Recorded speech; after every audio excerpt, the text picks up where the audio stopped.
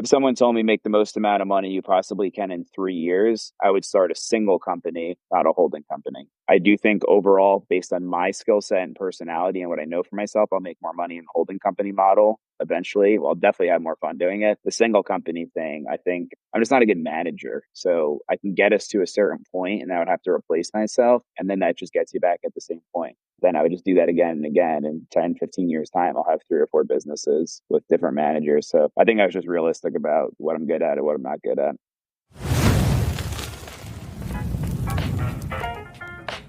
This week, I'm sharing part of my conversation with Brandon Pindulic. Now, Brandon is the president of Spacebar Ventures, where he buys, builds, and sells incredible digital businesses, and he previously founded OpGen Media. So in this episode, you're going to hear us talking about some of Brandon's early business ventures, and we both talked about what it was like building businesses in our teens, going to college, skipping college. Brandon shares some of his reflections on both college and his early career. And then we talked about what it was like to build a 7-figure business, being able to land your first big clients and the challenges of scaling. We touched on both some of the lessons that he's learned in failed business ventures and then also the importance of making high quality decisions, whether it's as a founder, operator, or as an investor. Then we talk about some of the mistakes that Brandon has seen and experienced running businesses across the board, from hiring to making certain decisions to buying to selling to some of the investments that he's made in some of the portfolio companies. So you're going to learn a lot from his experiences there. And then finally, we talked about how to surround yourself with successful people and build a network, a circle of people around you that can boost you to further success. So you can get the full show notes, the transcript, and read my newsletter at theknowledge.io. And you can find Brandon online on Twitter at bpindulic and on his website spacebarventures.com. So if you love this episode, please do share it with a friend. And don't forget to leave a review wherever you listen to podcasts, because it helps us tremendously to find other listeners just like you. One of the first things that I actually wanted to ask you was, I saw that you started a business when you were in high school that I think grew to somewhere in the mid 5-figure range. So I'd love to know 2 things, I guess. One, tell me more about that business, but then also what got you on that path? Because I think that is one of those things that for a lot of people, very early, maybe you see some data points around you in life, maybe there's a relative, or maybe you just have a natural aspiration for business or to create something that then leads to later success. Yeah, it's funny. I don't get asked that question a lot because I almost forget that I even did that. I had a handful of businesses back then. I had a landscaping, I made fishing lures at one point. I would sell them on eBay. But the one that you're asking about was a clothing business. It was called Jazzberry Chauffeur. I started with a friend. I was probably, I don't even know, 14 or 15 years old when I did it. And I probably ran it until I was, I guess, 18 maybe. Why I started that, just wanted to do a business. And then clothing was just something that, my business partner at the time wanted to do. So I said, let's do it. But it was fun. We actually had some designers. We had contracted designers that we would have. They were based in Jamaica. One of our friends was from Jamaica, introduced us to them. We were in New Jersey. I remember paying them in like Louis Vuitton and stuff. Like they couldn't get certain goods in Jamaica. So we would go to somewhere in New York, get like a belt or whatever and give it to them. It was kind of funny. But they didn't want cash. They just wanted like stuff. And we're still friends with them today. So anyway, we'd make these shirts. We did hats, shirts, sweatshirts, all that stuff. We'd sell them online. I mean, this is even before Shopify too. I'm 30. I was probably, 15 years ago, let's say. So we were on Big Commerce, and then we would manually send each package out. So it was kind of a pain. We got all of our sales outside of like just, friends and family that knew us. We got all of our sales online, about 80%. And then the rest were in stores. And we sold it through influencers. So people who had YouTube or Instagram or whatnot, either like a rapper, a model, somebody along those lines. And then they would drop a link in there and we would get sales that way. We didn't track it. I don't even know how we would have done that necessarily. But we had like promo codes a little bit. So there was manually tracking. And then there was a company called Parmaloop that's not around anymore. And they were based in Boston. I forget why, but they got shut down for some reason. And we sold on their store. So that they had an independent section and we got a bunch of sales that way. And then we just sold in stores. Like we would just kind of go door to door, places in New York City and New Jersey, put up the clothing in there. It was mostly on consignment. Nobody was paying up front for our stuff. And then it was an honor system. I'd come back in 30 days, see what we sold, what we didn't sell, change it out, get the cash. And that was that. So it was a funny business. It never did that well. We did sell actually a decent bit of stuff. I want to say our last year in business, we sold maybe like $55,000 or $60,000 worth of clothing. I mean, we're buying like all kinds of inventory and stuff. I think there's still inventory in my parents' basement somewhere. That's awesome though, especially considering the time that you started. I don't think I actually realized that we're pretty much the same age, and ironically started my first business when I was around 13, 14, so probably around the same time. It's an interesting point in the internet, I think, for a lot of people actually.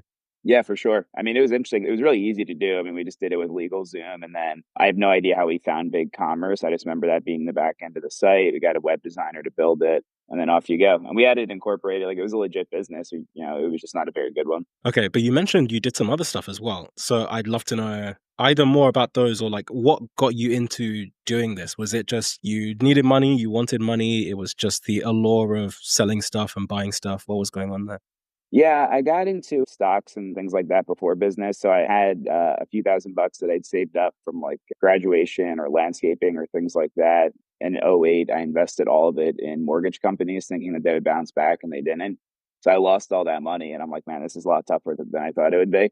So I'm like, let me just go start a business. And then I continued on with just like landscaping work. But then I started fishing lures, like making these lures. There's a company called MEPS, and I was just making like knockoff spinner bait kind of lures there. So I did that. I would sell them on eBay. Again, I don't remember. I have no idea how much I sold or whatnot. It wasn't a lot, but it kind of got me thinking. Like I had a wholesaler distributor somewhere in Texas. I'd buy it. Kind of I knew my margins and things like that on it, and then I would ship it and just like manually go to the post office and do it. And then what was the other question? Kind of like how I started that or why I got into that? Yeah, but I mean, okay, I'll just give you a slightly different question off the back of what you were saying just now. How old did you say you were again? Oh, now I'm 30. Okay, so how in 2008, how were you the same person that is investing in mortgage stocks and then also starting like a fishing lure company? Well, I didn't know what I was doing. I was just kind of trying it out. So I was just like, all right, well, my whole thing was, I mean, the economy was going pretty poorly in '08. I had, I guess, a slight advantage, right? I was living with my parents, right? I was in middle school, so I didn't need the money. So I think I had $2,500 and I opened up this account called Trade King, which is now owned by Ally Bank. I still have it open. They send me a letter every year. I have like a few $100 of some worthless stock in there. Yeah, I don't know. I don't remember why. I just did it. And then I lost all the money. So I didn't make anything doing that. And then I simultaneously was trying to start these businesses. So I basically had I mean, I guess I wouldn't really call them failures necessarily, but they didn't do that well. And then that took me to 18, 19 years old. I went to college for 1 year, which is, I guess, uni for you guys. And then I had a an unpaid internship with a VC firm called Wasabi Ventures, and I met him just randomly. The guy, his name's TK. He's great. I still work with him. We're actually business partners on a small deal right now too. So I met him, and then from there, he called me up the year after my freshman year and was like, "Hey, did you find a job yet? Would love to give you one. If you haven't," I didn't know what he was talking about. I was like, "No, I'm going to school." And he's like, "Oh, I thought you were a senior at Loyola. I was a freshman at Xavier." So I didn't even know if he might have hired the wrong guy. I have no clue. I've never really asked him. So I ended up taking that job. So I was only in school for a year. Okay, it was a low paying job, right? It was just, but it was remote. I was working at home in New Jersey. I'd go up to Manchester, New Hampshire, where he was at the time, probably once a month or something like that. And then from there, I started this. I wouldn't call it an agency. This was before my first actual business. I had like kind of more of like a freelance thing on the side. And then that was just like marketing work. I was working with businesses. I found the niche of working with B2B SaaS companies. So I took a full time role with this company called Proof HQ. I did that for a year, maybe a little more than a year, and they got bought. So now it's probably 20 years old. And then from that point in time, like 21 or so, is when I started my first actual business, which was called OpGen Media. So that was kind of the path of what got me on this route I'm on, I guess. And it's funny, I think we've had slightly similar trajectories, but yours is obviously drastically more successful. I'm interested in, so at the point that you left university, has that made you think anything about the value of going to college based on, okay, the fact that you got a job? First of all, did you have any concerns about, there's a traditional path that lots of people take. Were you concerned at all that, oh, if I leave, then it might impact me at all down the line? At that point, you'd run some businesses in the past. So maybe you're thinking, I can do just fine on my own. Being able to have a business that makes, $50,000, $60,000 is still more than an average person might make. And so maybe you felt like, okay, no matter what, you can kind of get yourself through things. I don't, at the time, maybe. I don't really remember exactly what I was thinking, but I don't remember being that concerned about it. I just kind of did it. I mentioned that one job I had was not a high paying job. I think I was getting paid maybe like $1,200 a month. I mean, it wasn't a lot, or $1,400 a month. I don't remember. And I was working a lot. Like I was for sure below the minimum wage line. I didn't do that job for the money. I was like, I'm working for this firm, worked with smart people. Some of the people I worked with alongside there built 20 to $100 million plus businesses. So it was great to work with those individuals. I don't remember thinking that a lot. And then when I worked at Proof HQ, I got the job when I was 20. So I guess I was like 20 to 21 at that point. They sold to a company called Workfront, which then got bought by Adobe. So that one did well. I had no equity or anything. I got paid 60K a year. This was in 2014. I was 20. And then I think it was 60K a year. And then I had like probably 20 or 25K a year in additional income from just like freelance stuff. So for me, I was like, my expenses were pretty low. It was fine for that. But I only did that for a year. Actually, when they hired me, they asked me if I was going back to school because they weren't going to hire me if I was thinking about doing it. They didn't want to invest the time and money and then me go back. Honestly, I don't have any opinion on college for or against. I don't think anyone's asked me about it in the last 10 years, to be perfectly honest. That was kind of just something that I did for a little bit, didn't. And then my thinking at the time was I knew I wanted to start a business. I didn't do that right away. I didn't do it the second I left college. It took me about a year and a half, or maybe actually a little bit longer to do that. But I was like, why waste the time and money, right? It was expensive. So I just left, took the job, paid off whatever loans I had quickly, like within that year. And that was pretty much that decision. So then you went on to build OpGen Media. I think, well, you said you built another business before that, then OpGen Media, which had a 7-figure exit, which is pretty awesome by most ordinary people's standards. I would love to know, what was that journey like in terms of being able to build that business? What were the high points, the low points? How easy was that, I guess, considering your past experience as well?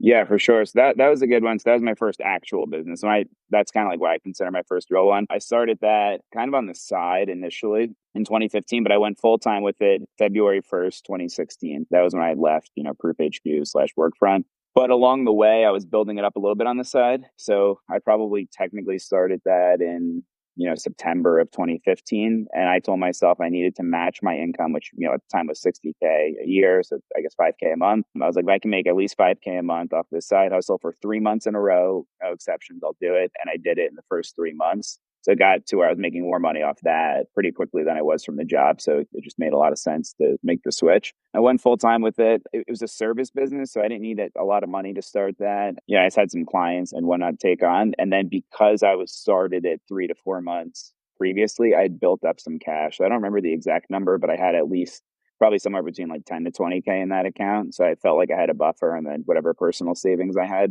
I was like, let me go out and do this. But the first 6 months, it wasn't crazy, difficult, I would say, in those first 6 months. In many ways, it was actually kind of an easier point because I had extremely low burn. I mean, I was a single guy, 22, living by myself. I wasn't spending a lot of money. I was actually living in Boston at the time. I had an apartment up there. So that's where I started it. And then, interestingly enough, one of our first clients was Oracle. So we landed a big account pretty quickly. Now, they didn't pay me until like 9 months later. So that was, if you're talking about a low point, I had to float the expenses on that account, which was big. I had to pay our commission only sales rep, who ended up staying with us for the entire life cycle of the business, which was great. And I can get into that. But I paid everybody out of pocket first. So I had I don't remember, no money at that point because Oracle was taking forever to pay me. I was floating expenses along the way at creative and contractors and sales and all of that stuff. That was probably a tough point, but I was kind of, I had other clients coming in. So whatever money was in, I was able to get that. And then when they finally paid me, it was, I don't remember the exact amount, but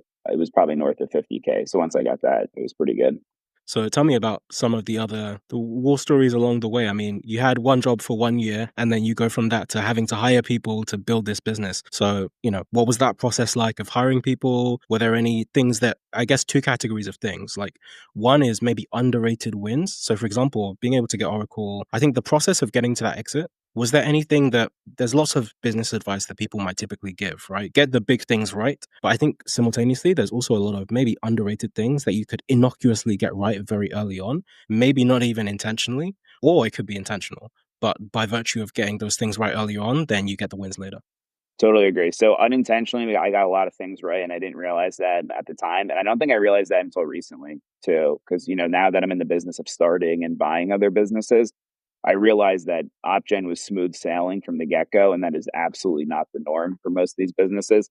So things I got right and didn't necessarily mean to was this was 2016 and I was doing all enterprise tech. 2016, if I remember correctly, I could be wrong. 2016 and 2018, I think were not great for SaaS companies in the public markets, but it had no impact that I saw, at least from our business, because especially, with sales cycles and budgeting and whatnot, if you have a down year in 2016, it usually affects you in 2017 just because budget's already planned out unless there's something drastic that happens. But I got that right. So I was riding a wave essentially with tech companies and I sold the business in 2021. So I never had a bear market from that business. And that's just something you get lucky with. So that was really important. Getting Oracle was huge. I knew at the time that was big. I just don't think I understood how important that was, because then once we got Oracle, I don't remember how quickly after, but relatively quickly after, then we got Citrix, and then we got DocuSign, and then we got, you name it. We worked with a lot of larger, more mature tech companies. Those were really our ideal clients. And for the first 2.5 or 3 years of that business, we were pretty much purely a lead gen company. So we were performance based. That was the other thing too. So the sale was easier. They were basically like, hey, we need this. And I said I would get them that whether I knew we could or not. And I don't think we ever, maybe a couple times, like some small deals. For the large companies, we definitely never dropped the ball for them on that. If we had to go out of pocket and make something work, we did. Okay. So how did you land the first big fish? Because again, you're a 22-year-old kid. How do people trust you to bring home the bacon? Yeah, so we had a commission only sales rep. His name was Jess, and he had worked on American Marketing Association previously. He was at about.com. He was at a few others. So he had been in the media space for, north of 30 years. And the initial contact at Oracle came from one of his contacts.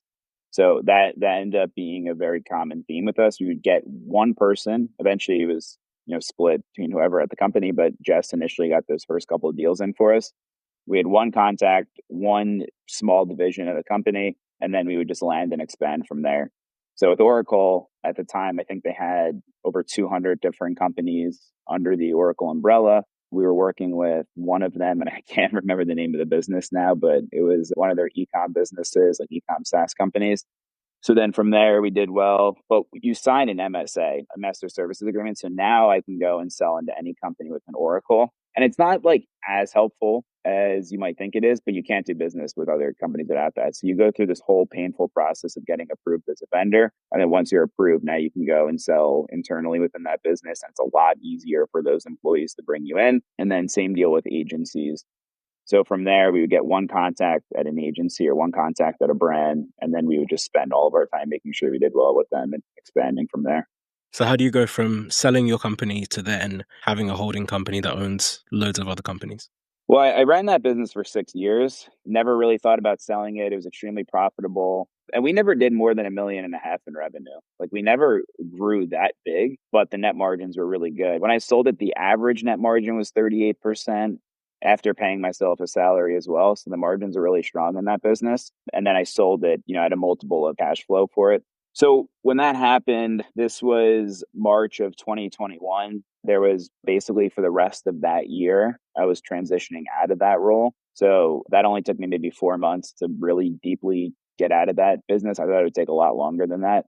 And then from there, my plan was to take a little bit of time off in that summer and then kind of figure out what was next. But what ended up happening was I started working with a VC firm. So they're called Companion Ventures. I'm an LP in them. And then they just needed a bunch of, kind of like fractional marketing leadership work. So I turned them down initially because I didn't think that was really the right fit for me. But then I went from exiting the business. So basically, I remember that early that summer in 2021, I had basically nothing to do for like 2 days. And then one day later, I got a client to go in. And then next thing you know, I had 3 or 4, one big, one anchor client, and then maybe 2 or 3 others.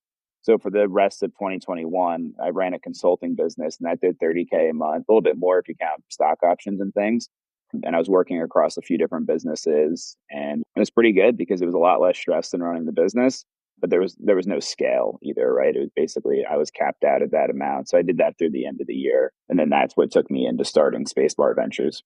So now that you are both building and buying a ton of companies, are there any lesson learned in retrospect that you look back at your sale of your company and either think maybe I would have operated it differently, or maybe I would have sold it differently, or maybe I would have ran it differently? Yeah, so the in terms of the sale, I think it was pretty fair. I think at the time it was a good price for the business. The seller did really well. I had an earnout in that. Obviously it was my first company. All my clients and employees were very close with each other. In fact, my sister still works at that company. She worked for OpGen Media and now works for Real Access, the company that bought them. So she's still there. So all of that was really important for me to get right. So I don't have any regrets in that process, but what I realized, I learned a lot more in that transition period than I think I did in the 6 years of running that business, because you think there's certain things that I think is common in your first business where you're like, okay, I'm, very important in this process of the company, or this is the way we do it because whatever reason. And then you realize how another company does it, and you start to see other people closing deals without your involvement, or whatever the case is, which only really happened on the lead gen side. To back up, we had lead gen and then we had the agency, the recurring component of the business as well.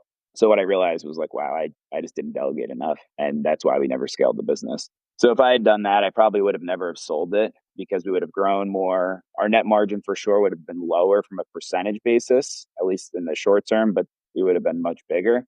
So I take that approach. And that's actually why I started the holding companies. It's a very common thing now, at least on Twitter. You see a lot of people talking about holding companies. For me, the reason I did it is not necessarily because I think I have all these great ideas and all this money that I need to like put to work and all this stuff. I did it because it was the only way that I could think of for me to go and scale a business without bottlenecking that business. So I thought if I start a business from the get-go or buy a business and install an operator in it, someone that has profit sharing and equity and things like that, and they're better at going from one to whatever, then I want to do that. I think I'm good in the starting phase. I think I'm like okay, average to probably even below average at kind of that scale up phase. And then anything after that, I mean, I'm just going to be useless. So that's what I ended up taking that route. Hey, we'll get back to the episode in just one moment, but I wanted to tell you very quickly about my newsletter. I started sharing everything I was learning online, and a few thousand people came along for the ride. I send 3 regular emails. Brainwave fortnightly on a Tuesday, which is about the intersection between technology, philosophy, and psychology. Then every week on a Thursday, I send Revelations, and that's about creativity and productivity. And then finally, every other weekend, I send Wayfinder, and that's about decision making. So people in the audience actually send me really tough problems that they're working through, and I help to deconstruct them using mental models and decision-making frameworks. So if you'd like to subscribe, you can join me and over 20,000 incredibly driven people at theknowledge.io. Okay, back to the episode. In what you do now, there's a lot of decision-making wrapped up in that. So I'd love to know, first of all, tell me about Spacebar Ventures and particularly how you think about like structuring the business and what type of businesses you want to build or hold or acquire. Yeah, for sure. So from a legal structure, this is something that we're just finalizing now too, because we had it set up a different way previously, but we have it set up where it's a holdings company and it's an S corp. So me and then our operating partner, George, are the only employees at the company that are getting paid from the holding company vehicle. I own 100% of that. And then Spacebar Ventures, the holding company, has equity in each business we've bought or incubated. But I'm not 100% owner of any of them except for one, which was actually our first business that we acquired, which I can talk about that as well. So the rest I don't own 100% in, and I really don't have a structured day-to-day role in it. So that's kind of the legal structure of it. But Spacebar Venture is really what it is. Technically, we're 2 years old, but I look at it only being a year old, just the way I operate it now versus what I did 2 years ago.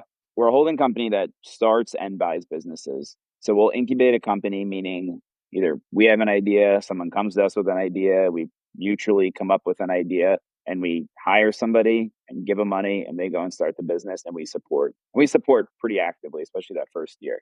So we do that, and then we'll agree to an equity split with that operator and co-founder.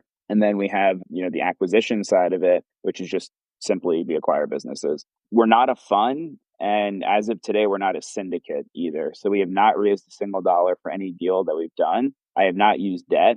I do have a potential LOI going out for a deal where we're going to use debt, either seller financing or SBA. It really doesn't matter to us. We're working through those details right now. And then another one, which would have debt, but it would be more of an earnout and seller finance as well. So eventually we'll do it, but we just haven't done anything with investors or debt yet.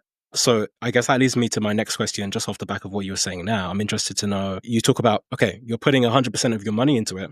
How do you validate the businesses that you choose to either build or to acquire, especially when it's 100% of your own money. I can imagine there might be a bit of a sunk cost feeling when, okay, if you've worked for 6 years to build up this nest egg that you've got from selling the business. And now that's exactly what you're deploying. You're not leveraging, you're not using other people's money, you're not taking on any debt or raising funds. Because I think the principal agent balance is very different there. If you're going out and raising, let's say 250 million, and then with that, oh, you sure, I'll buy this business, sure, I'll take bets, and sure, I'll try lots of different things. When it's your own money, maybe you feel differently about it.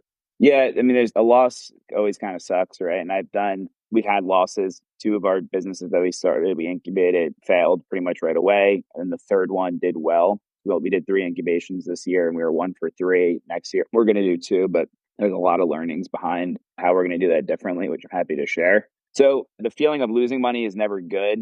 And I think this year in particular, it was more of a like, let's see if this works and let's learn. Now it's more, okay, let's apply the learnings that we've had and think about how I can scale this. So everything is about how do we scale this above $1 million in cash flow to the holding company, which would be after, profit sharings are paid out, it'd be after reinvestments are paid. And that's kind of the North Star metric of that. We're not going to get there next year, I don't think, outside of, maybe some of these acquisitions that we're going to do, because I'm investing a decent bit back into the incubated business and the businesses we've bought. But it does make it a little bit more challenging. But probably the most difficult part about it is it's forced us to buy some smaller businesses. So if we take Planet Compliance, for instance, I literally bought that deal for $65,000. So it was a niche media business. It was actually based in the UK. So when we were talking before the podcast, I mentioned when I was in London, it was because of that deal. And that one, it was a cash deal. I literally just bought it on an Amex because Joe Osh, who was my friend now, and he was the one running it. We were like, what's the easiest way to do it? I forget why we didn't use an escrow. I told him, I'm like, listen, man, I can pay you in Bitcoin or I can pay you on a credit card. Like, I really don't know how else to do this, because we wanted to do it really quickly and just move. I don't remember why I didn't wire the money. I really don't recall the scenario. It was 2 years ago now, but I just threw it on a credit card and then I called up the credit card company and paid them that next day to do that. And then that business has grown. This year will probably end at like 140K in revenue, something like that. But it's pretty much all profit because it's just a website. That one's grown. It's done nice. But then it forces your thinking, okay, what do I do from here? Do I just cash flow this business? Do I look at strategic options like bringing in an operator? Because that one, I technically just run that one or sell it or whatever. So you have to think about capital a little bit differently. I don't have to sell it or I don't have to bring in an operator. But as I've proven the concept out of incubating or buying these smaller businesses, now it's time to go larger. So each of the deals we're looking into now all do over $1 million in revenue, $1.5 million in revenue, really, mostly earning 25 to, I guess in one case, maybe closer to 40% net margin. because that one's a little bit of a lighter business. So looking at some of those businesses, and then, time will tell if we go above that. I'm sure we will. But right now, I'm pretty comfortable in that area. So I'm trying to kind of tier up the approach from that. And when you only have your own capital, and I haven't taken on debt yet, it does kind of limit you in what you can do. So I've quickly learned, all right, concept was proven. Now how do I go bigger and map this out back into the cash flow targets that we have? So what went into making that first decision? I mean, putting 65K on the credit card, like how do you decide that this is the right business to do? And then also, what did you do that within just 2 years, you can go from like you're now making in revenue double what you bought the business for, or more than double actually? Yeah, that business is only doing, I think, 22K a year in revenue. So two things. One, the entire thesis initially of Spacebar Ventures was to buy B2B media properties. So Planet Compliance is perfect. It's a website that just writes about business regulation and compliance topics. The issue I found was there's not that many of them out there that are for sale. A lot of them are owned by conglomerates like Infor or Ziff Davis, or there's like some smaller ones as well, even like business journals or things like that. So it ended up just being a little bit of a pain. So I'm like, all right, well, we can build them or look for other opportunities. I bought Planet Compliance. I did quite literally nothing with it the first year. It was a membership based business. So companies were paying £600. It was a British company, £600 a year just to get access to the website, like post content, have their business on the directory. It was reg tech and legal tech companies. And then on January 1 of 2023, so this year, I shut that down. So I completely shut the revenue down completely. And what I did was I said, all right, we're just a media business. The recurring revenue thing is overrated in this industry. Let me just sell sponsorships. And then that's what I did. So sponsorships and lead gen. So email a little bit of sponsored content, but primarily just email. And then companies back it out into lead gen. And then we did, like we'll end up probably around 140K this year, maybe a little more depending on how some of these deals shake out. And then that's pretty much all margin because we have hosting costs, we have email, or whatever, our ESP, which you pay maybe $600 a month for. And then I have a part-time editor, and then our content is free because people write content on our behalf, like thought leadership content. That's really it. So, That's awesome. That's the perfect kind of business. yeah, it's easy to run. Honestly, I legitimately spend less than 5 hours a week on that. But I think about it, so it's like you have that in there too. But I don't spend a lot of time on it. Yeah, you think about it when the checks come, right? Yes, or a random problem. We have an email scheduled, and you got to jump in at midnight to like change an HTML thing in there, just like little things like that. But overall, it's not a heavy lift. But then you also had some other swings which didn't go as well as that. So what were the lessons learned there, and how do you pattern match like what the difference was between the good decisions you've made, the ones that didn't turn out so well? So it really comes down to not going big enough. The two incubations that did not work out, we hired people part time. They're a little bit more inexperienced, or one person was experienced, but his background was SaaS and self serve, and we are trying to have him more in like an enterprise service role. So you have to match people based on their strengths. I think the incubation model only works when someone's doing this full time. We had one person work our company, Spacebar Visuals. Ryan runs that business. He was part time, but he's just like a different breed. Like he had it in him right away. I knew it was going to work. In that business, we create animated videos, explainer videos, repurpose content, things like that. So I always tell Ryan if I could find 10 of them, I would do that deal 10 out of 10 times. But so it comes down to the person and not going big enough. Same deal with, we bought an agency called Axamo. So it's AXAMO.co. We bought that in, I don't know, March or April, maybe. It was a small agency doing 150K a year, mostly profit because the operator there, the owner of the business, was doing most of the work himself with some freelancers. And I bought it for 20K, and I'm like, all right, perfect. If nothing else, I'll make my money back on the design work that we need. But what ended up happening was I just didn't think about the business at all. So for the first 6 months of owning it, or 5 months owning it, we brought in some projects and it was fine. The work we did was really well, but I didn't think about scaling it. So now what I did with that one is I gave our operating partner, George, 30% of that business, and he's spearheading it, and now it's getting better. I just did that deal with him though, so it's taking some time, but we moved over to the unlimited design model. We're playing around with pricing to be transparent. It's $2,500 a month now, and we have a few clients on that, but we're probably going to come out with a lighter tier and a heavier tier as well. But I wouldn't do that deal again, regardless if it works out or not. So it's just too small. Like it's just not worth buying a business that small because it's the same thing as starting one, unless there's like planet compliance or it was such an obvious opportunity on what to do. It was a great asset with a bad business model. I wouldn't do that again. So this whole year was just kind of like testing stuff out. Like, will it work? Can we make a business out of it? And now next year, as we're gearing up to potentially acquire two businesses that are, north of $1 million and obviously continue to incubate businesses, I think it's a lot different of a mindset now. And you mentioned a few times this idea of buying things that are too small. What changes in the nature of the business? Is it simply just like finding product market fit? It seems like there's a chasm to cross. There's a point at which, okay, you're having to do a lot of work in the early growth stages, and then it gets to a point where suddenly a switch flips and things are very different on the other side of that.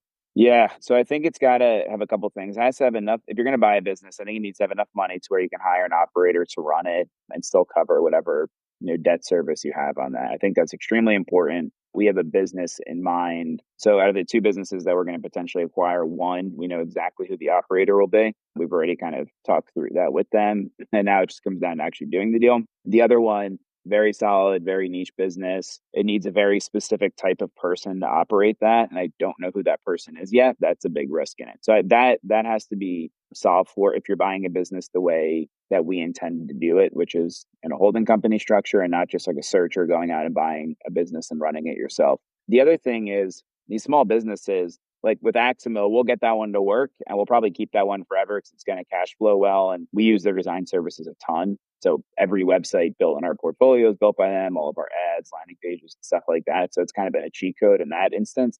But like from a spreadsheet, it doesn't look very good right now. So that small business, I could have just built it and then just, not had to go through the process of buying it and things like that. It's interesting because as you're going on this journey, you're learning. You've already had to learn everything for the first time as you've gone so far, but continually as you're acquiring businesses, as you're building new businesses, you're learning and iterating. And I guess what you're building is your pattern matching ability and you're building intuition, right? You've had those first three businesses that you acquired or incubated. You've seen, okay, when I've tried it this way, here's how it went, here's how it worked. When I tried these other two, here are the lessons that I learned, here are the nuances that I wasn't considering beforehand. I guess beyond that, as you talk about some of these other businesses that you're looking to build and develop, how do you think about the way in which you plan to, I guess, refine your intuition? Is it simply just by the experiences that you have when you go and do something, or are there any other levers that you think about pulling?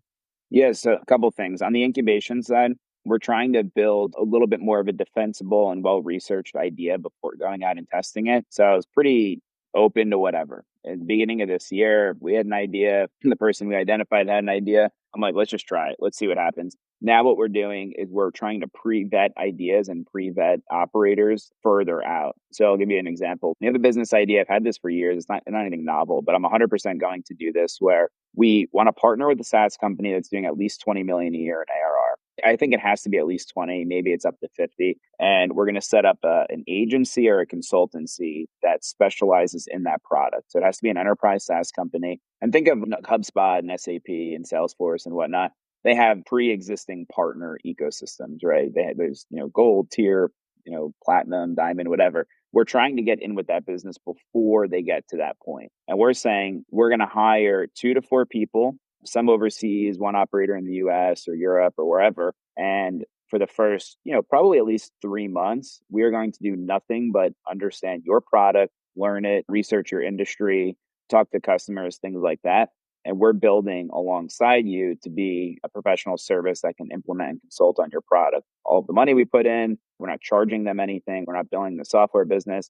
What we hope in turn, and we'll have some language around this, is that they can pass us leads for deals that make sense. We can get some sort of official certification from that company that we're a partner agency. And then we're just doing this ahead of the curve. So the idea is that they continue to grow. They eventually build out this ecosystem. And then we were, kind of one of the first or the first agency in it. So pre-vetting that idea is critical. We'll find the operator based on the company that we choose. We have one in mind. I can't really go into that too much right now, but we are beginning these conversations now. And my thought is that we'll have a higher success rate doing that. When we do that, I'm going to hire this person full time. So we're going to have 6 months of runway. We'll get money, seed it in the account, and we'll work with them quite heavily in that 6 month period, peel off a little bit from there, and then probably after 12 months, sort of be a little bit more on the back burner.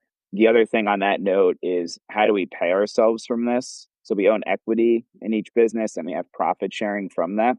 But it's really easy for me to not want to take the profits out and just keep putting it back into the business. And then the operator can then, get paid their base and then their portion of the profits.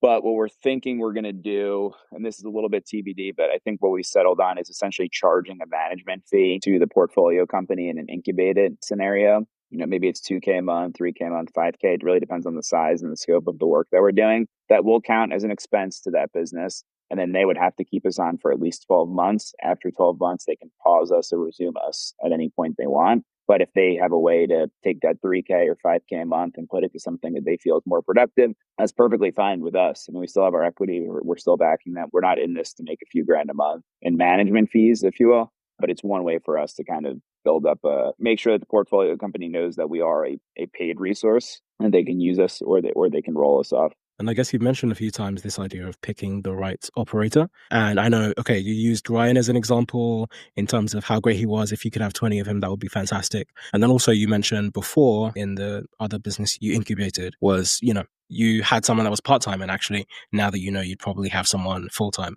Are there any other, maybe aside from just the context in which you put them in, so for example, like being part-time or full-time, are there any personality traits that you look for in operators that either might come from, okay, your own personal experience? What was it that made you special as an operator, and what made you able to build the business that you ran? Or also some of the people that you've met, people like Ryan, people that you've already brought in, what are the traits that you look for? Yeah, for sure. So I think they have to be a self-starter and ethical, and you have to kind of fit within our team and can we work together. Another thing I think I'm going to do is, before making that offer, work in person for a week. We didn't do that in Ryan's case. We did that afterwards, but there's a lot of unlocks you have when in person because we're fully remote. So that's critical. I think they have to have either equal parts or 60-40 one way or the other, an operator mindset, and then also more of, is willing to get out in front of customers and sell. The businesses that we start are not technical. They're niche B2B services or B2B media businesses. So for us, operations and sales are critical, and they have to have people skills. So that's what we look for. Tech talent and, things like that don't matter as much to us. We can fill that in. Marketing is helpful, but doesn't matter as much because my background, our DNA within Spacebar Ventures, like getting leads is not an issue for us. Our portfolio companies get hundreds of leads a month. It's just not a challenge for us. Getting the right kinds of leads in and then convert, of course, that's always a challenge. But there's certain things that we know we do really well. And if we have an operator who can do some sales or a salesperson that can do some operations, we're going to be fine and we'll make that work more likely than not. Do you have any process of reviewing either the decisions that you make personally as the person running this entire operation or some of the more granular decisions that happen within the businesses that you operate? Part of the reason I ask is something I was thinking about recently is just this idea of the hot hand fallacy. And I think you've escaped this partly because you've had some mistakes early on or some things that didn't pan out exactly the way that you wanted early on, which is actually a really good thing because it helps you to avoid, this idea that, okay, so for example, you have a basketball player that has made 5 shots in a row, he's likely to shoot a sixth because he's got a hot hand, right? That is functionally extremely different from someone flips a coin 5 times in a row and they think they've got a hot hand, they're excited, and that's what makes people double down, right, on their next go because you've built this track record of, hey, I flipped this coin 4 times, I got heads every time, I made the right call, I'm going to do it one more time, I'm going to double down, and that is suddenly what blows people up sometimes. And sometimes when you have consecutive successes or you don't necessarily get upfront failures or upfront feedback from the decisions that you make, it makes it hard to quantify the quality of the decision that you're making. Like, was this a good decision or was it not? Because a lot of the time people just base it on the outcome, right? So if it ended up okay, that means it was a good decision. If it ended up badly, that means it was a bad decision. And it's hard to get more granular feedback beyond that. Yeah, I think it's a great question. I definitely, to use your basketball analogy, did a heat check and didn't work right pretty much right away. So I think I learned that quickly, very quickly, that it's a lot more involved because OpGen was such a success right out of the gate that it's good to have those failures early on. I think we're learning this right now. So I think I don't have a great answer on how it's going to exactly work out, but the example I gave with the, kind of incubating a business and doing the market research ahead of time and testing the waters and building the partnerships ahead of time is what is ultimately needed.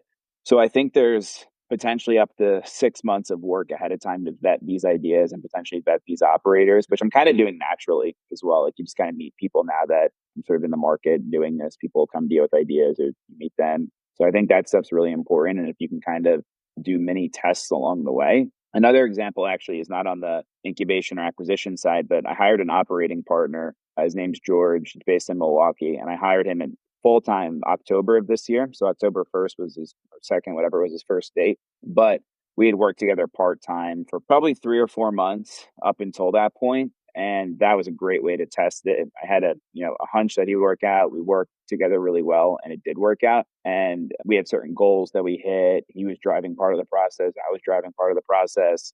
The day after I brought him on part time, I went to Ireland for a family trip. So I was like totally checked out for 2 weeks, and he ran things really well. So that was probably not the best way to onboard somebody, but it was a good, like, just test it and see if it works. That to me, I think is important on how to do that stuff. Because it's like, you're never going to get this right 100% of the time, but doing that is a lot. I think we've already seen it, but I think we'll definitely improve our success rate quite a bit from where I was doing it before, which was just, hey, met this person, they sound cool, they got an idea, let's run with it. Yeah, okay. So going right off the back of that, what function does trust play? I know that I think you've mentioned you found some partners on operators online on Twitter and perhaps friends of friends or through various spaces. What function or what role does trust play in these decisions, both in terms of bringing someone on, but then also in delegating and allowing them to run a business? So 100% everything. And I'm still like, sometimes I'll probably jump in things where I shouldn't, but if you cannot trust someone 100% or allow them to go a week or 2 weeks without any intervention, then you don't have the right person, especially on the operations side of things. So it means everything. Now, we'll track KPIs, both leading metrics and certain sales goals and things like that. And we do review them weekly. I imagine we're going to get to a point where we do it monthly. But that kind of, constant checking and just sort of measuring and helping each other along the way is critical. I think you hit the nail on the head. The trust part is without it, I just don't think we could do what we do. So, in building Spacebar Ventures, I think, we talked earlier about how there's a lot of people that talk about building personal holding companies and different types of things like that. And you hear people say, oh, we're going to be the Berkshire Hathaway of this or Berkshire Hathaway of that. I was wondering what your strategy is overall, not just for the business, I guess, but personally in your ambitions or aspirations. Like, what exactly are you trying to build? How do you think this develops and where do you want it to go? I think, there's probably two paradigms that you think of. One is, okay, people that look for big wins, right? You mentioned looking for bigger businesses to acquire, things that are already at a further, more advanced stage. You think of a lot of people that maybe just invest in companies that do angel investments, and actually what they want is a 10x, 100x return. They are trying to find the business that they can get in early on that suddenly is going to be a rocket ship and is going to go to the moon. And then on the other side, maybe you have maybe a bit more of a Warren Buffett type approach where it's like slow accumulation. You buy a business, you grow it over time, something that or you have like a strong thesis behind the decisions that you make, that you're going to hold things perhaps forever. And that is going to be, a long-term decision.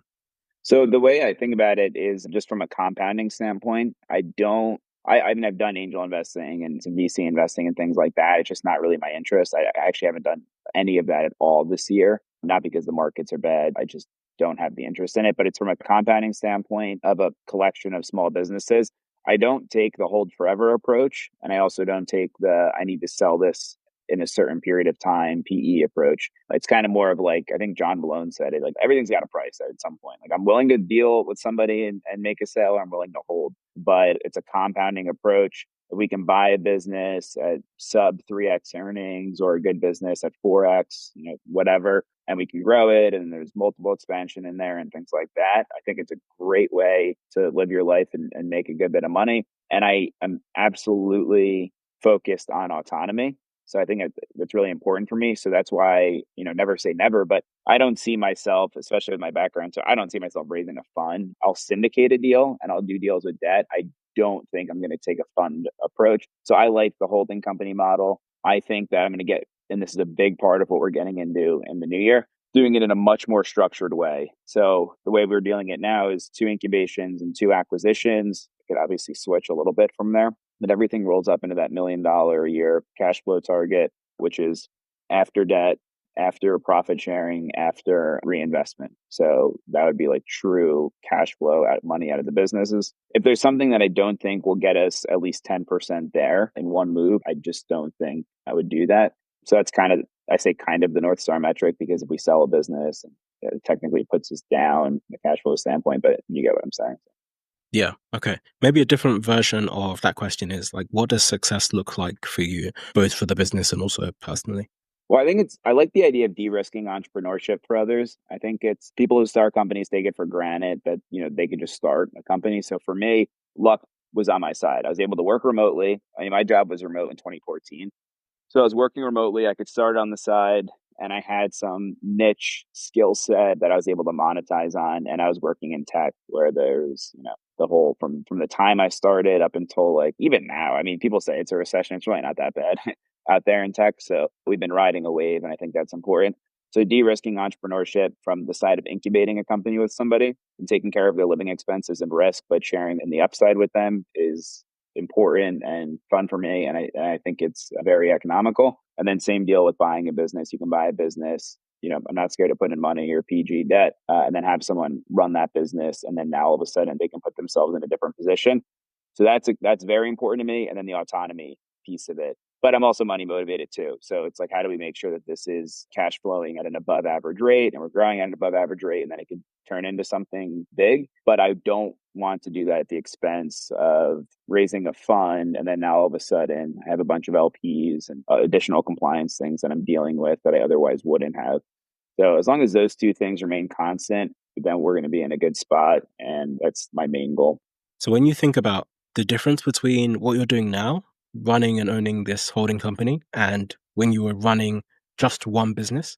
Does this feel like the thing, or does this feel like the thing you get to do after doing the thing? Right? Like if you had to start again, would you try and speed run to get to this point where you could do something similar to what you're doing now? Or would you still focus on trying to get the initial big win? No, 100% that one. I'd focus on the big win first, and I wouldn't even say mine was like a massive win. It was more of like a get comfortable than go for something bigger. I definitely would not have been able to do this at 22 when I was starting OpGen or 21 because you need the money, you need the experience to do it. So I don't see how that would make sense. And you could argue that I'm doing it too soon now. Like maybe I could have done another business, got it to 5 or 10 times larger than I got to OpGen and then did something. But I did this really just out of a desire to do it. If someone told me make the most amount of money you possibly can in 3 years, I would start a single company, not a holding company. I do think overall, based on my skill set and personality and what I know for myself, I'll make more money in the holding company model eventually. Well, I'll definitely have more fun doing it. The single company thing, I think I'm just not a good manager. So I can get us to a certain point and I would have to replace myself. And then that just gets you back at the same point. Then I would just do that again and again. In 10, 15 years time, I'll have 3 or 4 businesses with different managers. So I think I was just realistic about what I'm good at and what I'm not good at. I mean, you mentioned it's not really a big win. How much did you end up with ballpark roughly from the sale of OpGen?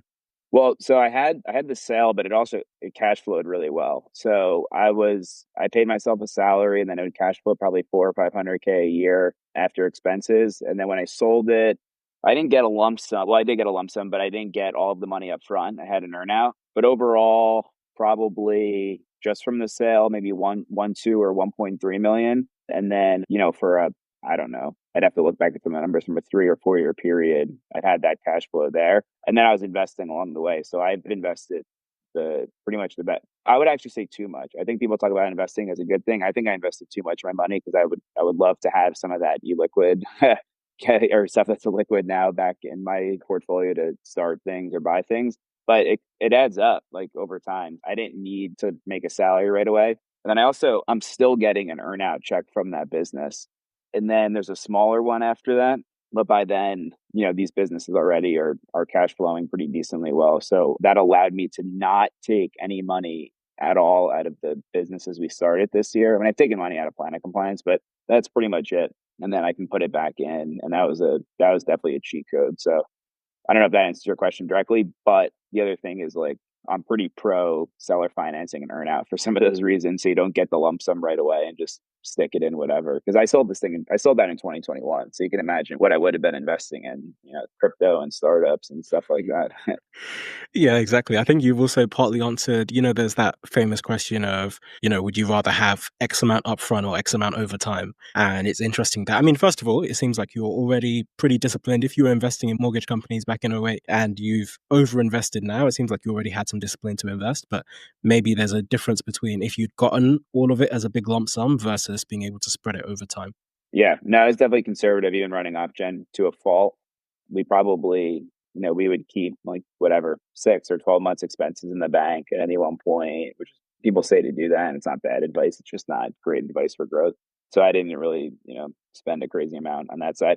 And then even then, this is sort of an aside. We didn't talk about it, but I talked a little bit about the consulting thing I did. So I had a business where that was no expenses, so just my time. So I did that consulting for a while, which was great because again, that was more capital I was able to save up and things.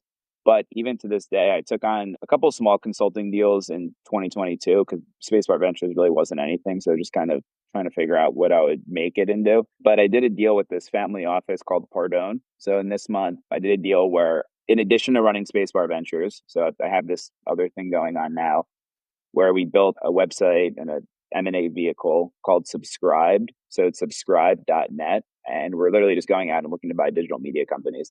So the deal I structured with them is I get paid a monthly consulting fee, and then we're going to use their capital. I'm going to invest in some of the deals, and then we're going to do an SPV as well, and then we'll buy these media businesses, and then I get a percentage of the profits, either distribution or when we sell. So I did that as another way to further keep myself busy, to not do something dumb, and then B, get some cash out to where again, like I just didn't have to take money out of these businesses while they're, in their infancy in the first 12 months. So that's exciting. That's great. I mean, those types of deals are consulting like really tough to get the right client, but like, Pardone and companies they own called Optimism. I mean, it's like 101. I mean, they're great to work with. So Are there any bad decisions you've made with money? I feel like most of the ones so Uh, far, apart from the one or two investments that didn't work out, they're a bit like those interview questions where they ask I you like, got what's your weakness?" And you say, "Oh, I work too hard, I invest too much." no, I got. I'll pull them up. I keep a list. So I invested in Bolt. Do you remember that company? It was like, Yes. Oh, this is something I wanted to ask you about actually, but yeah, tell me about it. yeah, I don't even know what to tell you about. I invested in Bolt. That's a dog of a company. I've invested in companies. There's one I'm looking here. It's called Hermes Robotics. I couldn't tell you what this company did. I don't know why or when I invested in it, but I looked back actually recently. So I'm like, all right, let me look through because a lot of these deals are either done on Carta or AngelList. It's like a crypto staking company, but when I invested in it initially, they were doing like autonomous train driving or something. I have no idea. So, I mean, yeah, I know I got some serious losers in the portfolio from 2020 to 2021. Now, there are some good ones, like where I knew the company or I stayed in my lane of enterprise B2B software at the seed to A area. Like, I mean, you're still going to have more failures than that, but I can figure that out. Anything outside of that was terrible. I think every stock I've ever picked went down, and I'm not kidding. It's not a joke. I don't think I've ever made money off of a stock. So that's why I was like, all right, I'm only going to invest in small businesses and then B2B enterprise software and everything else. I don't care about, I mean, I have index funds. It's like one of my good friends is my financial advisor, so I get them money to do that. But other than that, I am totally out on investing in anything outside of these areas. Okay, fair. I guess in that case, maybe it's a good thing that you didn't get all the money up front, right? No, it's a great thing. I didn't get the money up front. And I did have some crypto. I'm not really into that stuff, but I don't think I definitely missed the point to sell. But I don't think I did terrible on that one. But relative, right? You could have had some bad losers. So those are mistakes. Hiring, I'm pretty bad at hiring. I've gotten everyone that I've worked with currently and employees that I had in OpGen and stuff. I mean, I had some like absolute home runs, but if you look at my spectrum, it's like either someone worked out amazingly well or just like, I had one guy who just like stopped showing up to work for a month. And I was like, do I fire him? What do I do? So I've had some really bad hires as well that just didn't work out because I'm too trusting in the beginning. Like I take everything at face value. I'm just like, all right, this person's great. They look like they work hard. They're smart. I like them. Let's just hire. I've never done a reference check, all of that stuff. So I'm trying to build this into my process now where I'm like, not everything is going to work out. Here are some ways that I can do stuff that, will at least save me, like just low hanging fruit will just save me some headaches down the line. So Yeah, I mean, okay, well, tell me more about that in terms of like lesson learned or what you're changing as a result. So you mentioned hiring as an example. Like, is there anything that you now know that you could have done differently in terms of hiring, aside from just like reference checks, or maybe that's part of it, and then maybe from some of those other mistakes as well? well, I'm still trying to figure that one out. So on the hiring side, it's always going to be difficult for a co-founder operator. So I think that's, that there's a lot of sort of inherent trust that has to be built up initially. So if they come from your network or you organically meet them and you can kind of build things over time, that's great. I mean, I've hired a lot of people on contract work. So I love to do that before bringing someone in full time. In fact, probably if I look at all of the hires that have worked out, I think all of them actually started that way. When you have that to your advantage, you can do that well. And then the way to do that is really simply if you have someone that's working remote or someone who has the ability to do like a night or weekend or something like that, just pay them significantly above market rate for whatever project they're doing to make it fair. If they work out, great. If not, no harm, no foul. So that's an important one. I suppose. I mean, I haven't worked with recruiters or anything like that, but I suppose that's a decent way to do it. I mean, those are some of the, I think, just like important things. If you can kind of test the relationship first, then that's always ideal. Have you ever heard of Rick Guerin? I don't think so. So he was actually, speaking of co-founders, he was effectively like the third partner of Warren Buffett and Charlie Munger, except almost no one's heard of him now because, I mean, the irony is he was a great stock picker. Like he was actually, it's not like he was bad. He was great. That's why he worked with Warren Buffett and Charlie Munger early on, but he used leverage. And so he ended up getting margin called. And I think this goes to what Charlie Munger talks about often, which is this idea of avoiding unforced errors, like not trying to be smart, but just avoiding being dumb. And I think, it goes to what you were saying in terms of some of the decisions you make or some of the mistakes that you make. A lot of it can just be about getting the simple stuff right and avoiding some of these other mistakes, right? Like not just jumping on the latest hot trend, not just investing in the latest hot company, but actually taking a step back and thinking about things slightly longer term as well. I think that's spot on. I think I've heard them say he wanted to get rich quickly and they wanted to get rich slowly. And I think those are important distinctions there from that. Plus, another thing too, from I think it was Charlie Munger said this, but somebody had asked him at one point, how does he do the deal? So they'll go in, they'll buy a business, and they'll keep, their whole thing is the day after the deal closes, they want the business to run as if they never acquired them, right? They like to keep management intact and all of that. So they've asked him about how he's done deals and how he thinks about incentives and things like that for management. And someone who's the king of doing this even said that it's different on a deal by deal basis. So that's why when I think through hiring or deal structuring for a co-founder, an operator, or something, I think there's almost no perfect way to do it where it's one size fits all. I think ultimately you just have to assess the situation and see what makes sense. And Yeah. So I know that you've never had like one incredible windfall, at least relative to the fact that you've always been able to pay yourself relatively well. But I'm still interested in, are there any constraints that you found just from being able to make like a pretty decent income? And the best example I can think of this being, not that you're married and I don't think you have been previously, but one that has been on my mind has just been this idea of like the cost of being king. And I've seen some people talking about it, but I've been writing about it just for a little while. And you just think of this idea that, okay, in fact, some of the very people that we were talking about, Warren Buffett, you think of some of the richest people in the world. I think almost every single one of them, Jeff Bezos, Warren Buffett, Elon Musk, all of these people, what do they all have in common? It's divorce, right? So yeah, it's almost it's like true. yeah, like there is an inherent cost of becoming incredibly successful, incredibly wealthy. And I was trying to think of, okay, like, why does that happen? Why is that the case?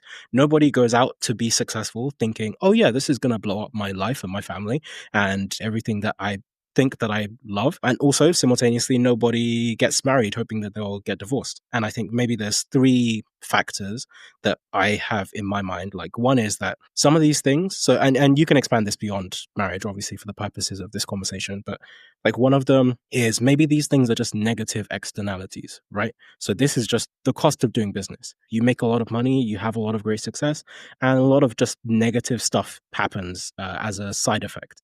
The other is maybe it's just a self-selecting cohort, right? So the type of person that is likely to be extremely successful in business, maybe they're very disagreeable. Maybe they drive a hard bargain. Like they have some traits that also might make them difficult to maintain friends or difficult to maintain a partner, things like that. And then the third type is perhaps just like poison fruit. Like maybe there is something inherent in the act of becoming extremely successful that either changes you as a person or changes the other people around you in a way that, like you are now different as a result of having that success, and the people around you are also different as a result of you having that success. I wonder if any of those ideas resonate with you and the journey that you've had, and yeah, just like how that lands for you. Yeah, I mean, it's a pattern I've recognized, right? So even just a lot of people that I know socially in my group who've done really well. When I mean really well, like $50 million plus exit, something like that. A lot of them are divorced or didn't get married or something like that. So I have a girlfriend. We live together, and we have two dogs, and it's something we've talked about too, because it's like we're both career oriented people, and we just like have these conversations to where it'll work. And obviously the plan is to get married and things like that. But I notice it, you just see it either in like the examples you gave, like the Elon Musk or Jeff Bezos examples, down to people I just kind of know personally that's, have done well but aren't in the media. So I think that's like, I would not consider myself having outsized successes in those, especially not in those senses. So I think that's actually probably something that's held me back. I do like to work. And if it were up to me, I'd work pretty much most of the day. But at the same time, like, I mean, you could see by running OpGen, like I was totally, I love the lifestyle businesses. I love the idea of cash flow. And I've never been interested in running a startup ever. It's just not, I don't find it interesting for me to work on one idea for 5 to 10 years, pay myself nothing for a couple of years, then go to a modest salary and then have a big exit. And the irony is that's kind of like literally what I'm doing with Spacebar Ventures. But I see the cash flow come in and then I just don't distribute it to myself and I can put it to work to do stuff. So that resonates a lot more with me than, oh, our MAUs are going up or our ARR's up, but our burn is 100K a month. And, I got to raise my next round, or at any point that can just kind of implode on you. I think the mindset I have is a lot different than that. And I think for sure, like I'll be upfront, I'm never going to be a billionaire. Like I just don't think I have anything like that in me, but I do think I can get to like 10, 20, $30 million doing this without having to sacrifice like your personal life and what you want to do. Now, if it does come at the expense, like there are times where you gotta like miss something or whatnot. But to be honest, like I kind of think that narrative is overplayed a little bit in small business too, because I work remotely and because I've had the benefit of being in B2B. Like our clients are working 9 to 5, generally speaking, Monday through Friday. So if I need to get something done on the weekend, which happens a lot, I can kind of get it done on my own time. Where if you're in e-commerce, if you're in hospitality, something like that, you usually don't have those luxuries built into your business. So I do think that's helpful too. And then now, obviously, as you're building a team, I view teams as leverage. So you have people that are working with you, the ideas can get bigger, you can do more. Like just 2 weeks ago, we have a small team and we had two people out. One was sick, one was on vacation. So then I'm like jumping in and doing the work, and that's fine. But I gotta like catch myself up to speed on like what they're doing, how we're doing that, and then that ends up kind of slowing you down a little bit further. So there's a lot of truth to that. I think perhaps one of the last questions I would ask, very much on the track of what we were just mentioning.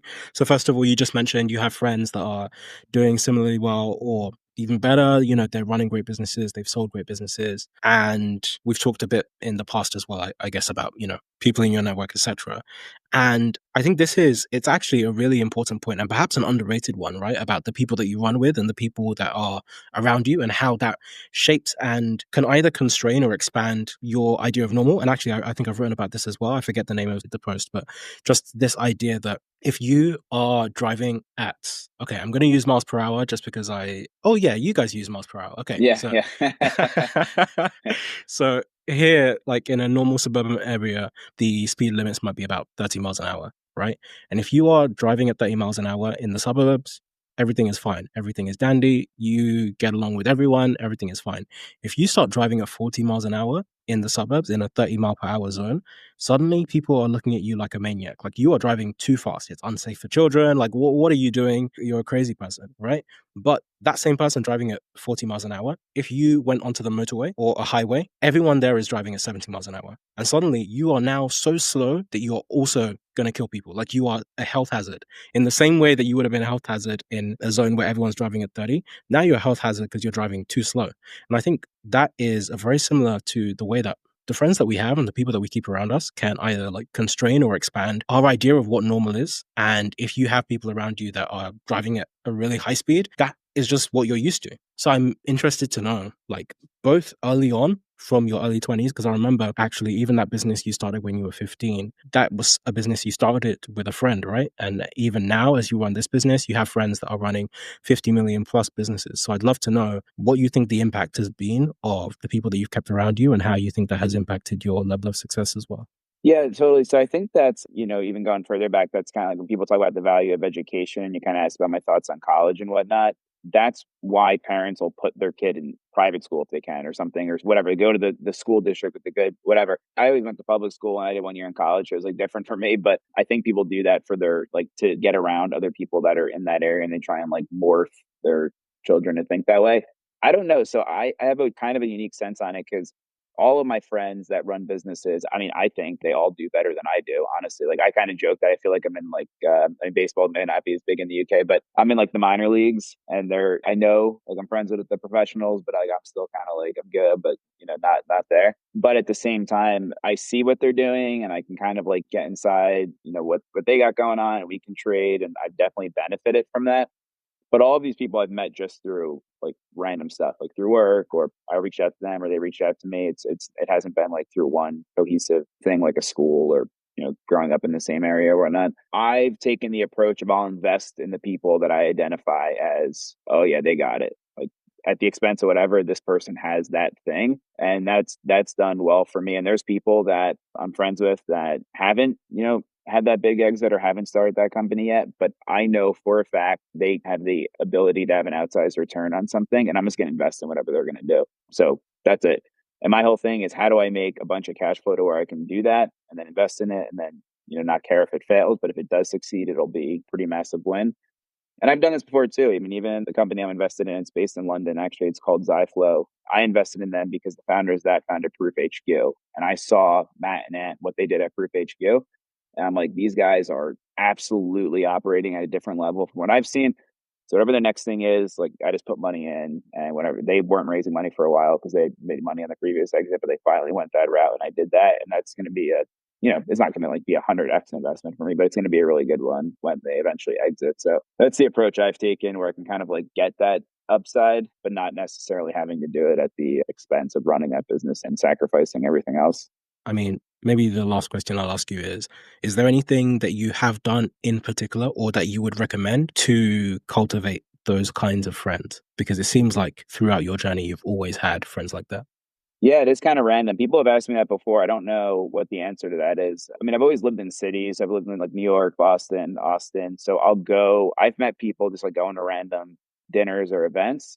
I've put on dinners and events, which is helpful. And that's been a good way. I've actually met a lot of people on Twitter, even though I've only kind of recently become active on Twitter. So I mean, that's actually how we met. So that's a great way to do it. But I take calls and meetings with a lot of people. So in 2022, I think this is an interesting example. I set up this investment network called Panthera, and we would just look at alternative investments. We'd source them. We would do SPVs. I was initially going to make it a paid group, and then people were paying for it, and I just refunded. Like, I don't want to do this full time anymore. But I would meet with professional investors, and I meet with high net worth people or people that just wanted to invest in things. And I made a lot of friends and interesting connections that way. But I didn't make a dime off of it. I did raise money for deals. So, in theory, I can make money off the carry of those things. But that was like a very intentional way for me to build out a group of people that I thought were interesting. And then I would take probably 10 calls a day, and then I'd go and meet people. I was just, if I went to whatever city or country or whatever, I would just set up meetings and meet, and we'd hang out and have fun, and like just kind of friendships became, turned into that thing. Cause I'm really interested in like, what people are doing. So I think it's cool. Like if someone's got a business they're running or an investment fund, a podcast, or writing a book, whatever, I'm interested in like kind of like seeing how they're doing it and what they're doing. And then naturally, I think when you're naturally interested in what other people are doing, they kind of just, sort of become friends that way. Thank you so much for tuning in. Please do stay tuned for more. Don't forget to rate, review, and subscribe. It really helps the podcast. And follow me on Twitter. Feel free to shoot me any thoughts. See you next time.